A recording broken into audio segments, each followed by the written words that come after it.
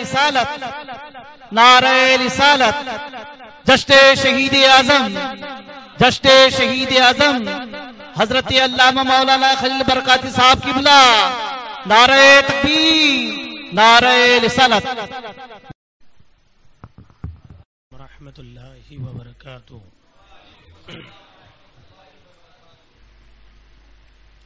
الحمدللہ الحمدللہ رب العالمین،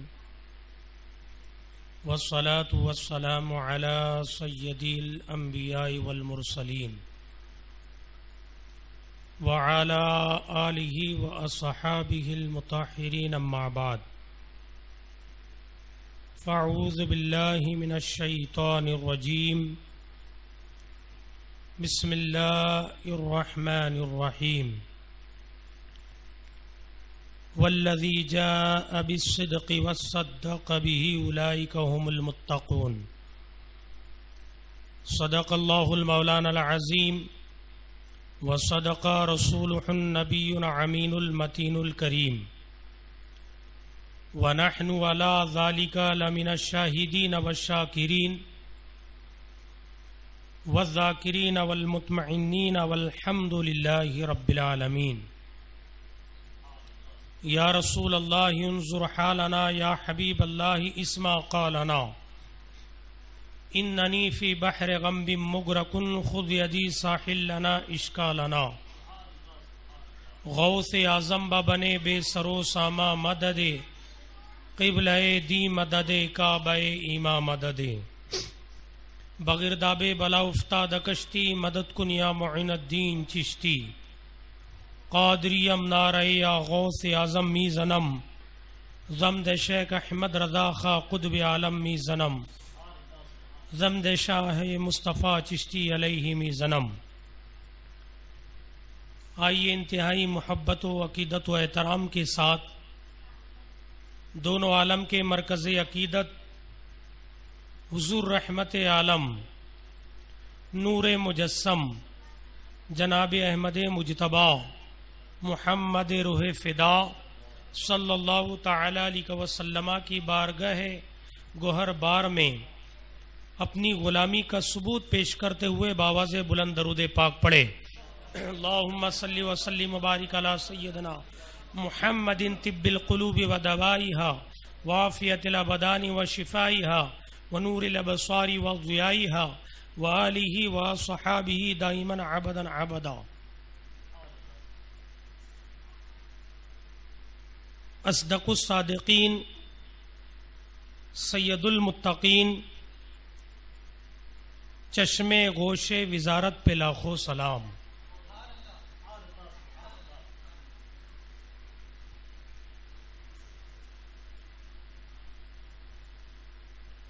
مبارکباد کے مستحق ہے وہ لوگ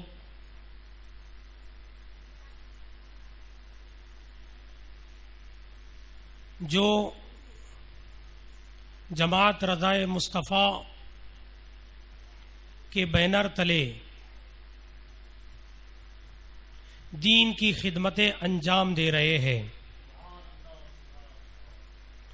اور ساتھ ہی ساتھ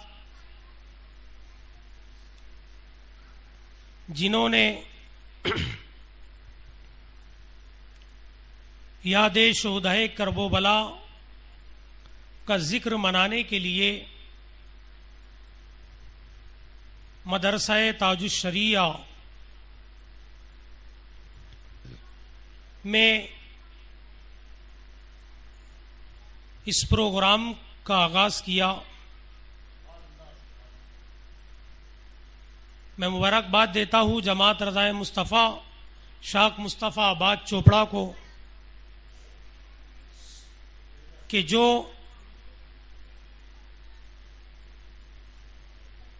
دین کے کاموں کے ساتھ ساتھ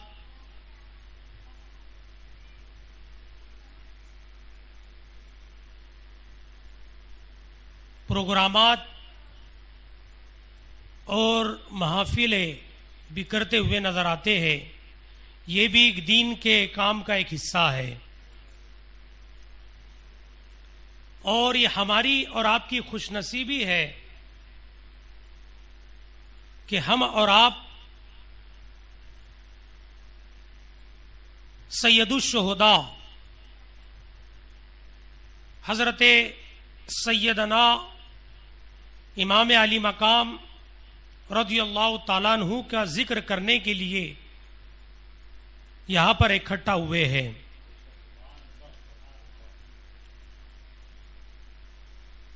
یہ اس تاجدار کا کرم ہے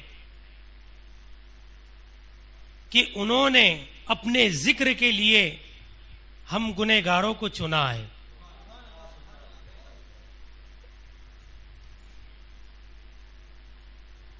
حضور سرکار سیدنا غوث اعظم رضی اللہ تعالیٰ عنہ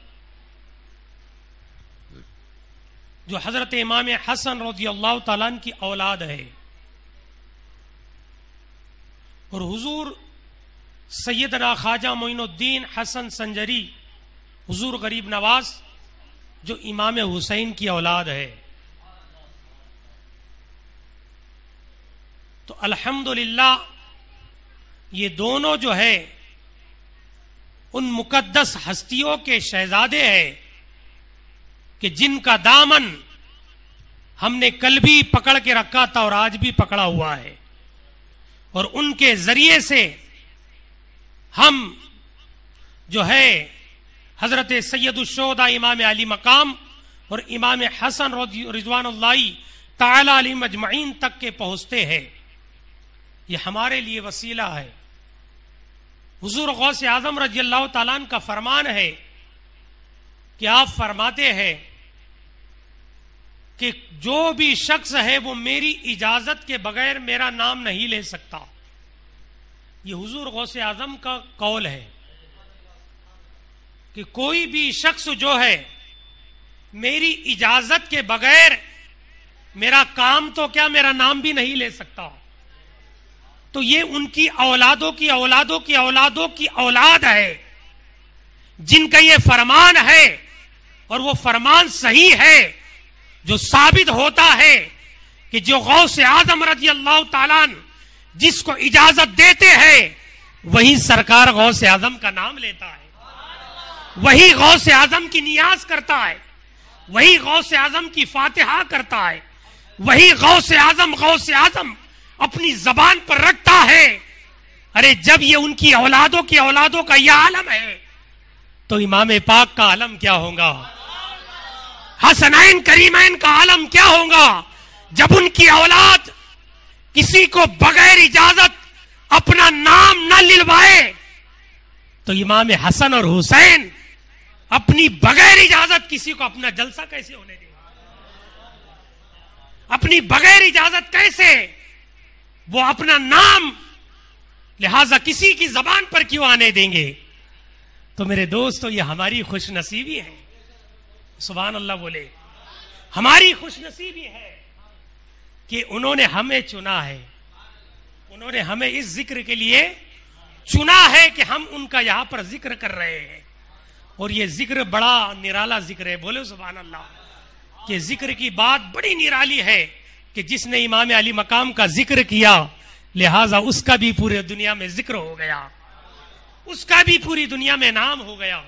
یہ امام علی مقام رضی اللہ تعالیٰ عنہ کا صدقہ ہے، یہ حسنین کریمین کا صدقہ ہے کہ یہ ہر کسی کو نہیں ملتا ہے. جو ان کا چاہنے والا ہوتا ہے اسے ہی ملتا ہے. اللہ تبارک و تعالی کلام مجید وہ فرقان حمید میں ارشاد فرماتا ہے والذی جاء بالصدق وصدق به اولئک هم المتقون، کہ دنیا کے اندر ہر کوئی بھی یہ شخص کہتا ہوا نظر آتا ہے کہ میں سچا ہوں، چاہے وہ کسی بھی مذاہب کا شخص ہو. اس سے اگر آپ جا کر کے پوچھیں، اس سے یہ کہے کہ آپ سچے ہیں تو وہ کہیں گا کہ میں بہت سچا ہوں.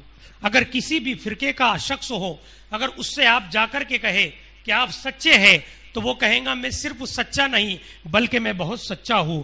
ہر کسی کی زبان پر یہی لفظ ہوگا.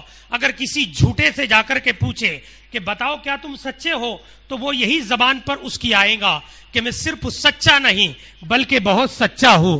تو ہم نے دنیا کے اندر دیکھا کہ ہر کوئی بھی سچائیت کا دعویٰ کرتا ہے. کوئی کہتا ہے میں سچا ہوں, کوئی کہتا ہے میں سچا ہوں, ادھر سے بھی سچائی کی رٹ لگاتے ہیں. کوئی کہتا ہے میں بہت سچا ہوں, کوئی کہتا ہے میں بہت سچا ہوں. لیکن ہم قرآن سے پوچھتے ہیں, اے قرآن تو ہی بتا دے کہ کون سچا ہے. تو قرآن مقدس کو اعلان کرتا ہے کہ والذی جاء بالصدق وصدق بہ اولئک هم المتقون, کہ جس نے سچائی لایا وہ میرا محبوب ہے, اور جس نے اس کی سچائی کو مانا, سچائی کو جانا, وہی سچا ہے, وہی متقی ہے. اللہ یا رسول اللہ.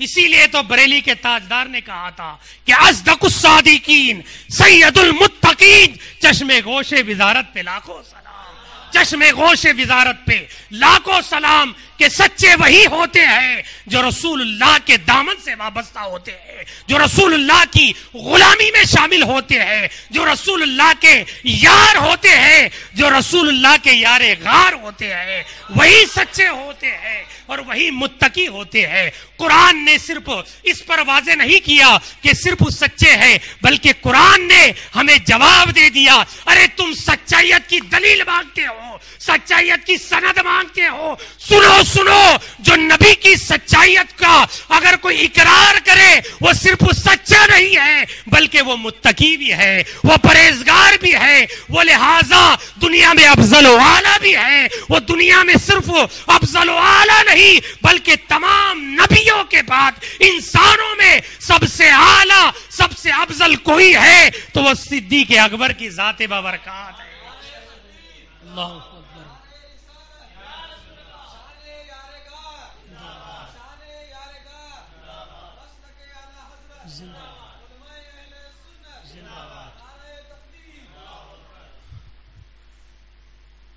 قرآن نے صرف اس پر واضح نہیں کیا کہ سچے, ہمیں جواب بھی قرآن نے دیا تو نرالا دیا. اس لیے کہ ہم نے سوال کسی عام شخص کا نہیں کیا تھا, بولو نا سبحان اللہ, ہم نے سوال کیا تھا مصطفیٰ کے یار کا. اس لیے کہ دنیا میں ہر کوئی بھی کہہ سکتا ہے میں سچا ہوں, میں بہت سچا ہوں, تو لوگ یہ بھی تو کہہ سکتے ہیں کہ تم ان کو سچا سچا کہتے ہو, تو دنیا میں تو بہت سچے ہیں. لیکن قرآن نے واضح کر دیا, ارے میرے محبوب کا محبوب صرف سچا نہیں ہے, میرے محبوب کا محبوب متقی بھی ہے, میرے محبوب کا محبوب پرہیزگار بھی ہے. سبحان اللہ, یہ قرآن نے واضح کر دیا. سبحان اللہ. حضرت ابو بکر صدیق رضی اللہ تعالیٰ جو یارے گارے مصطفیٰ بھی ہے, افضل الانبیاء بعد البشر بھی ہے. بولے سبحان اللہ. افضل الانبیاء, افضل البشر بعد الانبیاء ہے. بولے سبحان اللہ. افضل البشر بعد الانبیاء ہے حضرت صدیق اکبر رضی اللہ تعالیٰ. سبحان اللہ, سبحان اللہ. کہ حضرت صدیق اکبر رضی اللہ تعالیٰ کا جو نام ہے وہ نام عبداللہ ہے. کیا نام ہے؟ حضرت عبداللہ رضی اللہ تعالیٰ آپ کا نام ہے, اور آپ کی کنیت ہے صدیق اکبر. کیا ہے آپ کی کنیت؟ صدیق اکبر, اور آپ کا لقب ہے عتیق. بولے سبحان اللہ. اس لیے کہ آج میرا موضوع شان صدیق اکبر پر ہے نا. ان کی کنیت ہے صدیق اکبر اور لقب ہے صدیق, لقب ہے عتیق. بولو نا سبحان اللہ. اور لقب بھی دینے والی کوئی عام ہستی نہیں تھی. سبحان اللہ. جو تمام نبیوں کا تاجدار, احمد مختار, ہم غریبوں کا غم گسار, آمینہ کا لال, حضور رحمت عالم نور مجسم جناب محمد رسول اللہ کی ذات بابرکات ہے. سبحان اللہ. کہ جنہوں نے جب ابو بکر جب آیا نبی آخر الزماں کی بارگاہ میں, تو صرف ابو بکر نہیں ہوا بلکہ صدیق اکبر ہو گیا. صدیق اکبر ہو گیا. حضرت سید شاہ تراب الحق صاحب علی رحمت و رضوان فرماتے ہیں, ان کا یہ قول ہے کہ تمام صحابہ صدیق ہے. بولو نا سبحان اللہ. تمام صحابہ صدیق ہے، لیکن صدیق اکبر ہے. ابو بکر جو ہے صدیق اکبر ہے. تمام صحابہ صدیق ہے، سچے ہے، لیکن ابو بکر صدیق اکبر ہے، یعنی کہ بہت بڑے سچے ہیں، بہت بڑے سچے ہیں. سبحان اللہ. مچل کر بولے سبحان اللہ. حضرت ابو بکر صدیق رضی اللہ تعالیٰ عنہ جب بچپنے کا عالم تھا تو بچپنے کے عالم میں آپ کے والد جو ہے ابو قحافہ، جن کا نام تھا ابو قحافہ، انہوں نے بعد میں اسلام قبول کر لیا تھا. انہوں نے اپنے شہزادے کو ابو بکر کو لے کر کے لہذا بت قدے میں گئے. وہاں پر جانے کے بعد میں تمام بت رکھے ہوئے تھے اور ابو قحافہ نے کہا کہ اے بیٹا، یہ ہمارے خدا ہے معاذ اللہ، ان کو سجدہ کرو، ان کے آگے جھکو. لیکن صدیق اکبر، سبحان اللہ، صدیق اکبر جو ہے بچپنے کا عالم ہے. ابو بکر صدیق جو ہے اس وقت میں اپنے والد کو کہتے ہیں کہ ابا جان، میں ان کے آگے جھکنے کے لیے نہیں آیا ہوں، میں کسی اور کے آگے جھکنے کے لیے آیا ہوں. سبحان اللہ.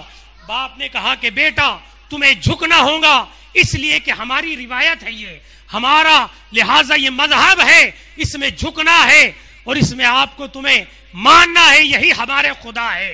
صدیق اکبر رضی اللہ تعالیٰ عنہ. نعرہ تکبیر، نعرہ رسالت.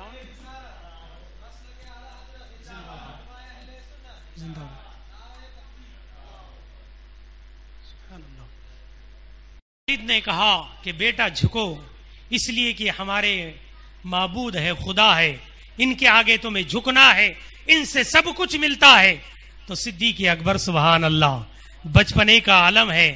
صدیق اکبر کہتے ہیں کہ ٹھیک ہے، میں ان سے مانگ کے دیکھتا ہوں یہ دیتے ہیں کہ نہیں دیتے ہیں. صدیق اکبر نے کہا کہ لہذا اے بت بتا، مجھے کھانے کے لیے دے، میں بھوکا ہوں. تو بت کچھ نہیں بولا، اس لیے کہ وہ بت ہی تھا، پتھر کا بت تھا، وہ کیا بولے گا. اس طریقے سے صدیق اکبر نے کہا کہ اے بت یہ بتا کہ میرے جسم پر کپڑا نہیں ہے، مجھے کپڑا پہننے کے لیے دے. وہ بت کچھ نہیں بولا، اس لیے کہ وہ پتھر کا بت تھا، کیا بولتا. اسی طریقے سے صدیق اکبر نے ہاتھ میں پتھر اٹھایا اور کہا اے بت، لہذا میں تجھے مارنا چاہتا ہوں، اپنے آپ کو بچا لے. بت نہ ہلا، نہ چلا، نہ کچھ بولا، اس لیے کہ پتھر کا بت تھا، وہ گمراہ بت تھا جو پتھر کا بت تھا. صدیق اکبر نے اسی پتھر کے بت کو پتھر سے اٹھا کر کے ایسا لگایا، اس لیے کہ شان صدیق کی اکبر وہاں پر نظر آئی کہ صدیق اکبر نے ایسا پتھر مارا کہ وہ بت سب سے بڑا بت تھا، ان بتوں کے اندر وہ بت جو ہے منہ کے بل گر گیا. آپ کے والد نے، ابو قحافہ نے آپ کا ہاتھ پکڑ کر کے اس کمرے سے، اس حجرے سے، اس لہذا اس ہال سے نکال کر کے آپ کو لے کر کے جاتے ہیں اور کہتے ہیں کہ بیٹا تو نے یہ کیا کر دیا. تو صدیق اکبر کا جواب سنو. صدیق اکبر کہتے ہیں کہ ابا جان، جو تم نے دیکھا میں نے وہی کیا، جو تم نے دیکھا وہ میں نے وہی کیا. اسی طریقے سے صدیق اکبر کے والد ابو قحافہ آپ کی والدہ کے پاس میں جاتے ہیں اور کہتے ہیں جس نے بھی بعد میں ایمان لا لیا تھا، آپ کے والد نے بھی اور آپ کی والدہ نے بھی. آپ جا کر کے کہتے ہیں کہ سنو سنو، یہ میرے بیٹے نے گجب کر دیا کہ وہاں پر جا کر کے اس نے ہمارے خدا کو اتنا بڑا پتھر مارا کہ لہذا وہ سب سے بڑا بت جو ہے منہ کے بل گر گیا. کیا ہوگا اب، کیا نہیں ہوگا. اسی طریقے سے آپ کی والدہ کہتی ہے کہ سنو سنو، اس بچے کو کچھ مت کہو، اس بچے کو کچھ مت کہو، اس لیے جب یہ میرے شکم میں تھا، بولو نا سبحان اللہ، جب یہ میرے شکم میں تھا اور پیدا ہو رہا تھا تو مجھے ہاتف سے آواز آ رہی تھی. آواز یہ تھی کہ اے خاتون، جو تو بچہ جن رہی ہے یہ کوئی عام بچہ نہیں ہے، بلکہ اس بچے کا نام آسمان پر صدیق ہے اور زمین پر یہ آمنہ کے لال کا یار ہوگا. بولے سبحان اللہ. زمین پر یہ آمنہ کے لال کا یار یعنی اللہ کے محبوب کا محبوب ہوگا.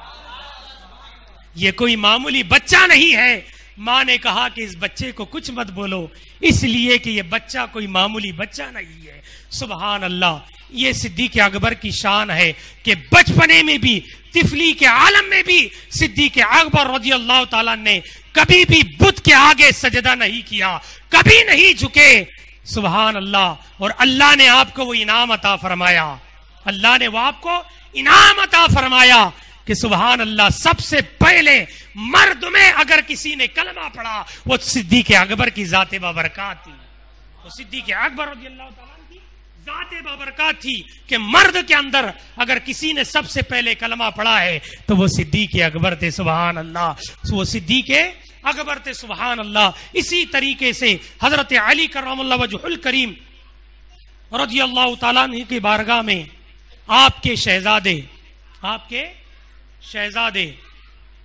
حضرت حنفیہ رضی اللہ تعالیٰ، حضرت علی کرم اللہ وجہ الکریم کے شہزادے حضرت حنفیہ رضی اللہ تعالیٰ، انہوں نے حضرت مولائے کائنات سے پوچھا کہ ابو جان یہ بتائیے کہ انسانوں میں سب سے افضل کون ہے؟ دیکھو شان صدیق اکبر کہ انسانوں میں سب سے افضل کون ہے؟ پوچھنے والا کوئی معمولی شخص نہیں تھا، علی کا لال تھا۔ سوال کرنے والا علی کا لال تھا اور جواب دینے والا مولائے کائنات تھا۔ حضرت حنفیہ رضی اللہ تعالیٰ نے پوچھا کہ ابو جان یہ بتائیے کہ انسانوں میں سب سے افضل کون ہے؟ بولے سبحان اللہ، انسانوں میں سب سے افضل کون ہے؟ تو مولائے کائنات نے جواب دیا، سبحان اللہ، کیا جواب دیا؟ جواب یہ دیا کہ انسانوں میں سب سے افضل اگر کوئی ہے تو وہ صدیق اکبر ہے۔ بتا دو ان تبریوں کو، بتا دو ان رافضیوں کو جو مولا علی کی رٹ لگاتے ہیں اور کہتے ہیں کہ مولا ہمارے ہے، مولا ہمارے ہے، مولا یہ کیا کہیں گے، مولا سب کچھ ہے۔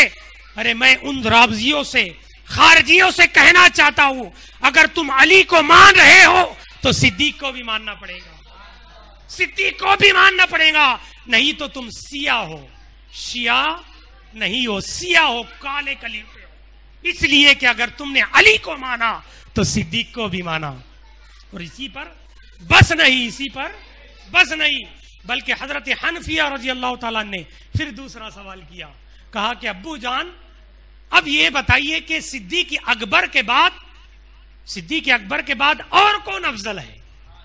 بولو سبحان اللہ۔ بہت بڑا جواب ہے ان رافضیوں کو اور خارجیوں کو، بہت بڑا جواب ہے، اور یہ بہیقی کی روایت ہے۔ بہیقی کی روایت آپ کو، یہ حدیث شریف کی کتاب کی روایت آپ کو سنا رہا ہوں، حدیث شریف میں یہ بہت بڑا جواب ہے ان خارجی رافضیوں کو۔ لیکن کیا ہے، اپنے مطلب کی وہ باتیں نکال کر کے بیان کرتے اور ادھر ادھر بکنے لگتے ہیں۔ لیکن حضرت حنفیہ رضی اللہ تعالیٰ نے پھر دوسرا سوال کیا، کہا کہ ابو جان ان کے بعد کون افضل ہے؟ تو حضرت مولا کائنات نے فرمایا کہ صدیق اکبر کے بعد اگر کوئی افضل ہے تو وہ عمر بن خطاب ہے، وہ عمر بن خطاب رضی اللہ تعالیٰ عنہ ہے۔ پتا چلا کہ علی کے دل میں بھی صدیق کی محبت تھی، علی کے دل میں بھی عمر کی محبت تھی، علی کے دل میں بھی عثمان کی محبت تھی، علی کے دل میں بھی معاویہ کی محبت تھی۔ سبحان اللہ۔ تو یہ ہم حدیثوں پر چلنے والے ہیں، کسی کے علم گلم قول پر نہیں چلنے والے ہیں۔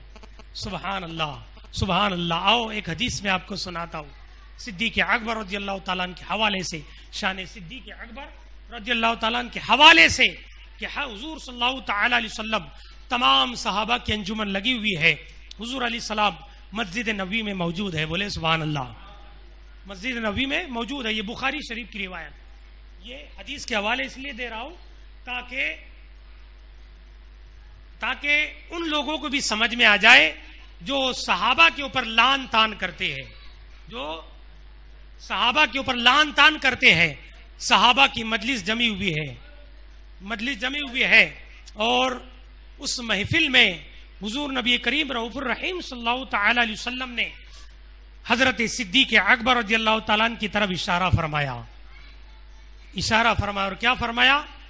ابو بکر صدیق خیر الناس الا ان یکونوا نبیا، الا ان یکونوا نبیا، کہ تمام نبیوں کے بعد انسانوں میں اگر سب سے اعلیٰ کوئی ہے تو وہ صدیق اکبر ہے، میرا یار ہے، یہ صدیق اکبر ہے. سبحان اللہ. اب ہمیں آقا علیہ السلام کی اس حدیث سے بھی دلیل مل گئی. بولے سبحان اللہ. دلیل مل گئی. کیا دلیل ملی؟ دلیل یہ ملی کہ حضور علیہ السلام نے بھی ان لوگوں کو بتا دیا جو صحابہ کرام پر لان تان کرتے، صدیق اکبر کی شان میں نازیبا الفاظ بکتے ہیں. تو آقا علیہ السلام نے خود بتا دیا صحابہ کی محفل میں کہ میں تمام انبیاء کے بعد اگر لوگوں میں کوئی افضل ہے تو وہ میرا صدیق ہے، وہ میرا یار ہے، صدیق اکبر ہے. سبحان اللہ سبحان اللہ. وہ صدیق اکبر ہے. حضرت صدیق اکبر رضی اللہ تعالیٰ عنہ نے حضور علیہ الصلوۃ والتسلیم کا صرف سفر میں ساتھ نہیں دیا بلکہ حجر میں بھی ساتھ دیا. ہر وقت آپ ساتھ رہے. سبحان اللہ. اور واقعہ تو بڑا مشہور ہے غار سور کا، جس کو قرآن نے بھی خود بیان فرمایا ہے. قرآن نے بھی خود بیان فرمایا ہے. سبحان اللہ. وہ واقعہ کیا تھا کہ جب آقا علیہ السلام مکے سے ہجرت کر کے جا رہے تھے، بہت سے صحابہ تھے، لیکن اس وقت میں تمام صحابہ موجود تھے، لیکن آقا علیہ السلام نے ان تمام صحابہ کو نہیں لیا. اگر لیا تو صدیق اکبر کو لیا. اپنے ہمراہ صدیق اکبر کو آپ مکے سے ہجرت کر کے مدینہ جا رہے. سبحان اللہ. وہ پہاڑی، اتنی اونچی پہاڑی، صدیق اکبر ساتھ میں ہے، حضور علیہ الصلوۃ والتسلیم لہذا اس پہاڑی پر چڑھ رہے ہیں اور صدیق اکبر بھی ساتھوں ساتھ جا رہے ہیں.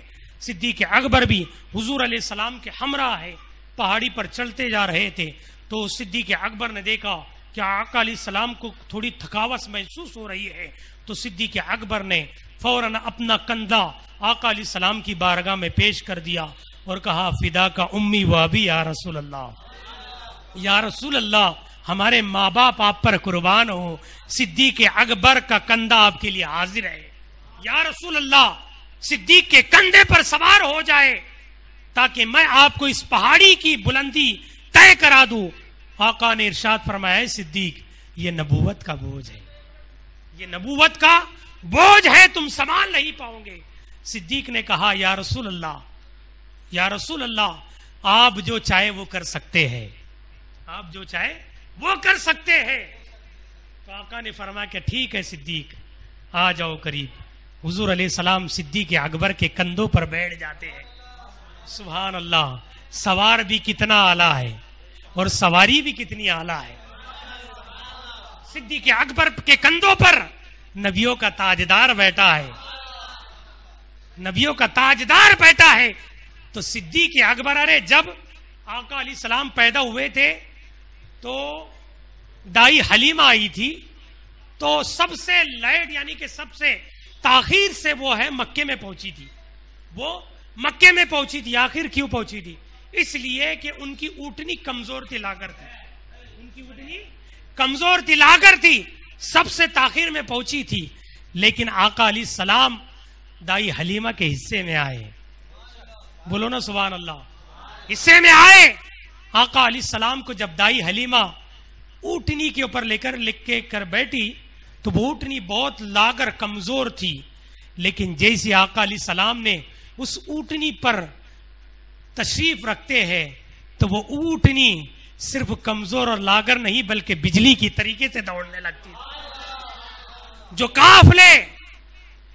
قافلے بہت پہلے نکل چکے تھے، آدھا سفر طے کر چکے تھے، لیکن یہی جو کمزور اونٹنی تھی لیکن نبی آخر الزما کے تشریف رکھنے سے ایسی تیز اور رفتار ہو گئی کہ وہ تمام قافلوں کو پیچھے کر کے وہ اپنے مقام پر پہنچ گئی. تو پتا چلا کہ نبی آخر الزما اس اونٹنی کے اوپر تشریف رکھے تو وہ اونٹنی بھی سبحان اللہ پہلے کمزور اور ناتوا تھی، لیکن آقا علیہ السلام نے اس اونٹنی پر تشریف رکھا، وہ اونٹنی بجلی کی طریقے سے دوڑنے لگ گئی. بجلی کی طریقے سے دوڑنے لگ گئی. سبحان اللہ. تو جب صدیق کے اوپر آقا علیہ السلام نے تشریف رکھا ہوگا, بولو نا سبحان اللہ. جو حضرات وہاں پر گئے انہوں نے پہاڑی کو دیکھا ہے. 2-2.5 کلومیٹر کی وہ پہاڑی ہے, 2.5 کلومیٹر کی, اور کھڑا کھڑا پہاڑ ہے, اس پر چلنا پڑتا ہے. اور اس وقت کا, ابھی تو کچھ راستے ہیں لیکن اس وقت کا راستہ کیسا ہوگا وہ اس وقت میں وہی لوگ جان سکتے ہیں کہ صدیق اکبر نے آقا علیہ السلام کو اپنے کندھے پر بیٹھایا ہے. صدیق اکبر چل رہے ہیں, اور صرف چل نہیں رہے ہیں, آقا علیہ السلام کے قدموں کو بوسہ بھی دے رہے ہیں. آقا نے فرمایا صدیق کیا کر رہے ہو, صدیق کیا کر رہے ہو؟ تو صدیق نے عرض کیا یا رسول اللہ معراج کر رہا ہوں, معراج کر رہا ہوں. میری معراج کے میں تیرے قدم تک پہنچا, تیری معراج کے تو جانے کہاں تک پہنچا. یا رسول اللہ معراج کر رہا ہوں. اسی طریقے سے صدیق اکبر جب غارِ ثور پر پہنچ گئے تو آقا علیہ السلام صدیق اکبر کے کندھے سے نیچے تشریف لائے. تشریف لانے کے بعد میں صدیق اکبر جو ہے کہتے یا رسول اللہ پانی چاہیے, یا رسول اللہ پانی چاہیے, بہت پیاس لگی. حضور علیہ السلام نے فرمایا کہ صدیق جاؤ غار کے اندر, غار کے اندر پانی کی نہر چالو ہے, پانی پی کر کے اپنی پیاس کو بجھا لو. صدیق اکبر رضی اللہ تعالیٰ غار میں جاتے کیا دیکھتے سبحان اللہ کہ پانی کی نہر بہ رہی ہے, پانی کی نہر بہ رہی ہے, اور آپ نے اس پانی کو نوش فرمایا, پانی کو نوش فرمایا, پیا, سیراب ہو گئے. باہر آئے اور مسکرانے لگے, مسکرانے لگے. آقا نے فرمایا صدیق کیوں مسکرا رہے ہو؟ تو صدیق اکبر نے عرض کیا یا رسول اللہ اس لیے مسکرا رہا ہوں, نہ آپ کبھی یہاں پر آئے ہیں نہ میں کبھی یہاں پر آیا ہوں, لیکن یا رسول اللہ یہ پانی کی نہر آپ کو کیسے پتا تھی؟ سبحان اللہ. تو آقا نے فرمایا اے صدیق جو میں جانتا ہوں وہ تم نہیں جانتے. یہ آقا علیہ السلام کا علم غیب ہے. اے صدیق تم میری طرح نہیں ہو. آقا نے فرمایا اس وقت میں جب صدیق جو اپنے یار تھے, اپنے محبوب یار غار, اس وقت آقا علیہ السلام نے صدیق سے فرمایا تھا اے صدیق تم میری طرح نہیں ہو, جو میں جانتا ہوں وہ تم نہیں جانتے ہو. تو آج کل کے یہ ناہنجار لوگ یہ آقا علیہ السلام کے کیسے برابر ہو جائیں گے؟ ہرگز نہیں. جو نبی کا یار ہونے کے بعد, صدیق اکبر ہونے کے بعد, جس کی صداقت کی گواہی قرآن خود دے, سبحان اللہ, وہ نبی کے برابر نہیں ہو سکتا, وہ نبی کے برابر نہیں ہو سکتا. تو جو جھوٹا ہے وہ جھوٹا نبی کے برابر کیسے ہو جائے؟ ہرگز نہیں ہو سکتا. سبحان اللہ. حضرت صدیق اکبر رضی اللہ تعالیٰ غار میں جاتے ہیں, کہتے یا رسول اللہ بھی رکیے میں پہلے جاتا ہوں. آپ نے دیکھا کہ غار کے اندر کچھ سوراخ موجود ہے. آپ نے اپنے جسم کا لباس کپڑا اتارا, پیرہن, اور پیرہن کے ٹکڑے ٹکڑے کر کے پھاڑ پھاڑ کر کے اس غار کے سوراخوں کو آپ نے من دیا. ایک سوراخ باقی تھا, اس سوراخ کے اوپر آپ نے انگوٹا لگا دیا, انگوٹا لگا دیا. کیا کہا یا رسول اللہ تشریف لائیے, یا رسول اللہ تشریف لائیے. حضور صلی اللہ تعالی علیہ وسلم اس غار میں تشریف لے جاتے ہیں, اور صدیق اکبر کہتے یا رسول اللہ آرام فرما لیجئے, آرام فرما لیجئے. آقا علیہ السلام نے اپنے سر اقدس کو صدیق اکبر کے زانو پر رکھ دیا. سبحان اللہ, وہ کیا منظر ہوگا. سبحان اللہ. آقا علیہ السلام نے اپنے سر اقدس کو صدیق اکبر کے زانو پہ رکھ دیا, اور صدیق اکبر کا انگوٹا ایک غار کے سوراخ پر لگا ہوا تھا. لیکن اس غار کے سوراخ میں بھی ایک عاشق موجود تھا, ادھر بھی عاشق ادھر بھی عاشق. سبحان اللہ. اور وہ جو عاشق تھا وہ صرف آقا علیہ السلام کی خبر اس وقت سن کر حاضر نہیں ہوا تھا, بلکہ بتایا جاتا ہے, روایتوں میں آتا ہے, حضرت عیسیٰ علیہ السلام یا حضرت موسیٰ علیہ السلام ان کی قوم کا وہ صاحب تھا. روایتوں میں آیا ہے, دو روایتیں. جب حضرت عیسیٰ علیہ السلام یا موسیٰ علیہ السلام, حضرت عیسیٰ علیہ السلام یا موسیٰ علیہ السلام, حضرت عیسیٰ علیہ السلام جب اپنی قوم کو یہ واقعہ سنا رہے تھے کہ اللہ دنیا میں ایک ایسے نبی کو پیدا فرمائے گا جو ہم تمام نبیوں کا تاجدار ہوگا، تمام انبیاء کا امام ہوگا، رحمت للعالمین ہوگا. سبحان اللہ. اور جب وہ مکے میں آئے گا، مکے میں لوگ اسے تکلیف دیں گے تو وہاں سے ہجرت کر کے ایک غار میں جائیں گا، ایک غار میں جائیں گا. تمام لوگ حضرت عیسیٰ علیہ السلام یا موسیٰ علیہ السلام کی یہ واقعے کو سن رہے تھے، یہ روایت کو سن رہے تھے. وہاں پر بھی ایک سانپ بیٹھا ہوا تھا، سانپ بیٹھا ہوا تھا، وہ بھی سن رہا تھا. بولے سبحان اللہ. وہ بھی سن رہا تھا. سننے کے بعد اس کے دل میں ایک محبت جاگی، اس لیے کہ عیسیٰ بھی نبی کا ذکر کرتے تھے، موسیٰ بھی ہمارے نبی کا ذکر کرتے تھے، داؤد بھی ہمارے نبی کا ذکر کرتے تھے، یوسف بھی ہمارے نبی کا ذکر کرتے تھے. حتیٰ کہ تمام نبی، ہمارے تمام پیغمبر ہمارے نبی کا ذکر کیا کرتے تھے. اور صرف ذکر نہیں بلکہ نبی کے حسن و جمال کی بھی تعریف کیا کرتے تھے، حسن و جمال کی بھی تعریف کیا کرتے تھے. تو حضرت عیسیٰ علیہ السلام یا موسیٰ علیہ السلام جب آقا علیہ السلام کے حسن و جمال کی تعریف کر رہے تھے، کہہ رہے تھے کہ وہ نور والا نبی ہوں گا جن کے چہرے کو دیکھ کر کے کافر کلمہ پڑھ لیا کریں گے، جن کی زلفوں کا یہ عالم ہوگا کہ اندھیرا چھڑ جائے گا اور ہر جگہ روشنی پھیل جائے گی، جن کا چلنے کا یہ عالم ہوگا کہ جس گلی سے گزر جائیں گے وہ گلیاں خوشبو سے معطر ہو جائیں گی. صاف سن رہا تھا نبی کی تعریف، نبی کی نعت سن رہا تھا. سبحان اللہ. بولے نعت سن رہا تھا، تعریف سن رہا تھا، دل میں محبت جاگی. رب سے عرض کیا، ایک موذی جانور، صاف زہریلا تھا، موذی جانور رب سے عرض کرتا ہے کہ مولا، اے مولا مجھے اتنی زندگی دے دے تاکہ میں تیرے اس پیارے محبوب کا دیدار کر سکوں، مجھے اتنی طویل عمر دے دے تاکہ میں اس غار کے اندر جا کر کے پناہ حاصل کروں اور جب تیرے محبوب آئے تو ان کا دیدار کرو، ان کا دیدار کروں. اللہ نے اس صاحب کی یہ گفتگو کو پسند فرما لیا، اس کی ادا اللہ کو ایسی پسند آئی. اللہ نے کہا کہ اے صاحب جا، میں نے تجھے اتنی طویل عمر عطا کر دی. وہ صاحب اسی وقت سے اس غار کو ڈھونڈتا ہوا غار ثور میں پہنچ گیا. اور وہاں سے حضرت موسیٰ یا عیسیٰ علیہ السلام کے کئی ہزاروں سال کے بعد، کئی ہزاروں سال گزر گئے جب تک کہ سانپ وہیں پر رہا. کس کے لیے؟ آقا علیہ السلام کے دیدار کے لیے. بولو سبحان اللہ. آقا علیہ السلام کے دیدار کے لیے اس سوراخ کے اندر اس غار میں موجود تھا. وہ عاشق وہاں پر کئی سالوں سے موجود تھا، لیکن ادھر بھی عاشق تھا، ادھر بھی عاشق تھا. اس عاشق نے اس سوراخ پر انگوٹا لگا دیا. کیوں لگایا؟ تاکہ کوئی دشمن آقا علیہ السلام کو دیکھ نہ لے اور آپ کو یہاں پر آ کر کے آپ کو قتل نہ کر دے. صدیق اکبر نے انگوٹا لگا دیا، لیکن ادھر اس سوراخ کے اندر بھی ایک عاشق کئی سالوں سے موجود تھا اور ادھر بھی عاشق. سبحان اللہ. عاشق ادھر بھی عاشق اور ادھر بھی عاشق.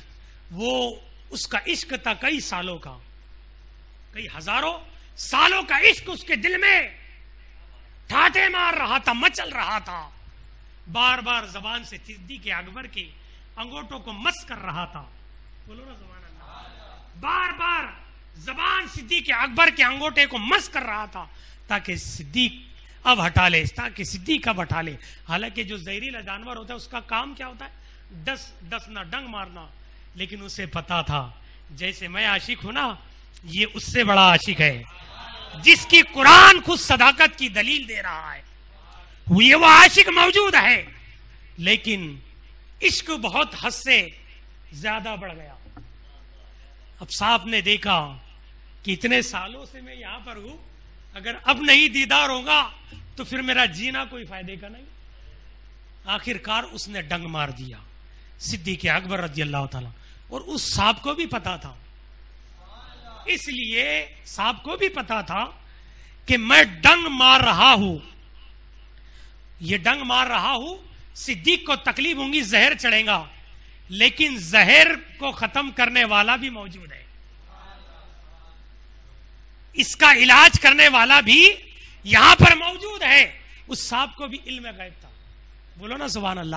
ارے کوئی بزرگوں کی بارگاہ میں کوئی جانور ہو اسے علم غیب ہو جاتا ہے, تو نبی کی بارگاہ کا جانور تھا, ہے نا. حضرت مخدوم اشرف سمنانی کی بلی, واقعہ تو آپ نے سنا ہی ہے, اسے علم ہو جاتا تھا. جتنے لوگ آتے تھے نان بھائی کے پاس جا کر کے, باورچی کے پاس جا کر کے اتنے بار میاؤ میاؤ کر دیتی تھی, اتنے لوگوں کا کھانا بن جایا کرتا تھا. ایسے کچھ شاید 5 لوگ آئے, 4 لوگ, 5 لوگ آئے.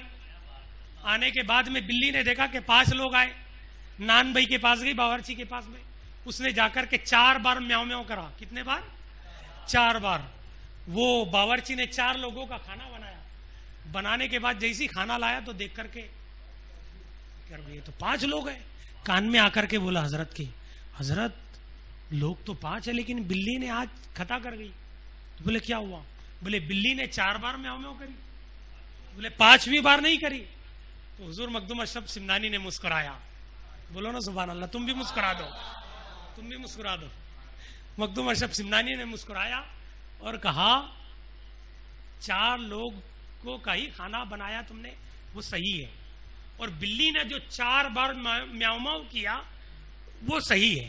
تو کہا حضرت کیسے, وہ تو 5 لوگ ہیں. حضرت مخدوم اشرف سمنانی نے فرمایا 1 آدمی کا روزہ ہے. پتا چلا کہ جو ولی کی بارگاہ کی ہڈیاں کھانے والی بلی, ان کی صحبت میں رہنے والی بلی کے علم غیب کا یہ عالم ہے, تو نبی کی بارگاہ میں بیٹھنے والے اس جانور کے علم کا بھی کیا عالم ہوگا, ہے نا. تو وہ سانپ جو تھا وہ سمجھ رہا تھا ابھی ڈنگ مار دو, اس لیے کہ میرا بھی عشق ہے نا یار, بہت دنوں سے ہو, بہت سالوں سے ہو, ڈنگ مار دو, علاج تو ان کا ہو جائے گا لیکن میرا علاج نہیں ہوگا. بس میرا علاج یہی کہ ان کو ڈنگ مارو. اس صاحب نے ڈنگ مار دیا. صدیق اکبر کو تکلیف ہوئی, لیکن ادھر بھی عاشق تھا, بڑا مضبوط پکا, بڑا پکا عاشق تھا. صدیق کو اٹھا کے اوپر رکھ دو, پکا عاشق تھا. عاشق نے بھی پیر نہیں ہٹایا, نہیں ہٹایا, تکلیف برداشت کر لیا, اس لیے کہ عشق ہو تو ایسا ہو. سبحان اللہ. پیر نہیں ہٹایا, پیر نہیں ہٹایا. آخر کار آنکھوں سے آنسو چھلکے رخسار نبوت پر ٹپک گئے, گر گئے. آقا علیہ السلام نے آنکھیں کھولی اور کہا صدیق کیا ہوا, کیوں رو رہے ہو؟ صدیق نے عرض کیا یا رسول اللہ, سانپ نے ڈس لیا ہے. آقا نے ارشاد فرمایا صدیق پیر کو ہٹا لو, اس لیے کہ وہاں پر بھی ایک عاشق موجود ہے. جیسے تم میرے عاشق ہو, تم تو بڑے عاشق ہو, تمہارے جیسا کوئی عاشق نہیں ہے, لیکن وہاں پر بھی ایک عاشق ہے جو کئی سالوں سے یہاں پر میرے دیدار کے لیے منتظر ہے. پیر کو ہٹا لو, اسے بھی دیدار کرنے دو. صدیق اکبر نے انگوٹھا ہٹایا, وہ صاف آیا. سبحان اللہ. آقا علیہ السلام کا دیدار کیا اور آقا پر درود بھی پڑھا. سبحان اللہ, بولے سبحان اللہ. تو یہ شان صدیق اکبر ہے, یہ شان صدیق اکبر ہے کہ صدیق اکبر رضی اللہ تعالیٰ نے آقا علیہ السلام کا کبھی بھی ساتھ نہیں چھوڑا, نہ سفر میں نہ حجر میں, نہ سفر میں نہ حجر میں. صدیق اکبر نے کبھی ساتھ نہیں چھوڑا. حضرت صدیق اکبر رضی اللہ تعالیٰ اس طریقے سے جو ہے لوگوں کی خدمت بھی کیا کرتے تھے, لوگوں کو نوازتے بھی تھے, اور آقا علیہ السلام کا جو عشق آپ کے دل میں تھا وہ عشق ایسے مچلتا تھا سبحان اللہ کہ لوگ صدیق اکبر رضی اللہ تعالیٰ کے عشق کی مثالیں دیا کرتے تھے, آپ کی سخاوت کی مثالیں دیا کرتے تھے, آپ کی عدالت کی مثالیں دیا کرتے تھے, آپ کی شجاعت کی مثالیں دیا کرتے تھے, آپ کی ہمت کی مثالیں لوگ دنیا میں اس وقت میں دیا کرتے تھے. یہ صدیق اکبر رضی اللہ تعالیٰ کی شان سبحان اللہ. ان کے تعلق سے جو خلافت کے واقعات ہیں انشاءاللہ کل آپ المختصر سنیں گے, اور شان حضرت عمر فاروق رضی اللہ تعالیٰ کے حوالے سے بھی پرسوں سنیں گے, اور کل کے دن انشاءاللہ سنیں گے. تو آپ تمامی حضرات سے گزارش ہے کہ آپ تمامی حضرات اسی طریقے سے مدرسہ تاج الشریعہ میں تشریف لاتے رہے, اور جو بھی ہمارے جاننے والے دوست و احباب ہیں ان لوگوں کو بھی آپ اس مدرسے میں لائے تاکہ اس مدرسے سے دین کی تبلیغ ہوتے رہے. جو جماعت رضا مصطفیٰ چوپڑا کے زیر اہتمام جو کام کر رہی ہے، سبحان اللہ سبحان اللہ، تو اس کا ساتھ بھی آپ دیتے رہے اور اس طریقے سے آپ جو ہے ان تمام محفلوں کو کامیاب بناتے رہے۔ اللہ تبارک